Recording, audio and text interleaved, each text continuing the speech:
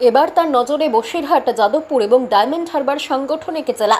পদ্ম শিবিরের কুৎসা রুখতে ঐক্যবদ্ধ হয়ে লড়ার ডাক তৃণমূল কংগ্রেসের সর্বভারতীয় সাধারণ সম্পাদক অভিষেক বন্দ্যোপাধ্যায়ের।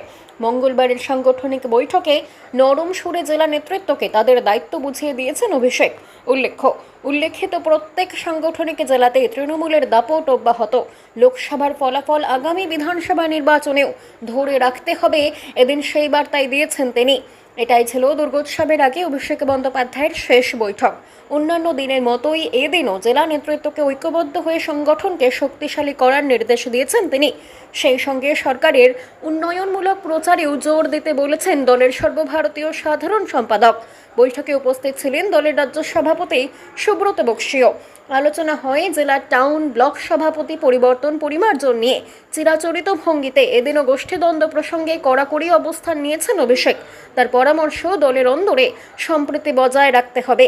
এদিনের বসিরহাট সাংগঠনিক জেলার বৈঠকে উপস্থিত ছিলেন জেলা সভাপতি শাহানুর মণ্ডল ওরফে লিটন, চেয়ারম্যান সরোজ বন্দ্যোপাধ্যায়, বিধায়ক সুকুমার মণ্ডল, রবিউল ইসলাম, জেলা পরিষদের কর্মাধ্যক্ষ এটিএম আবদুল্লাহ সহ প্রমুখ।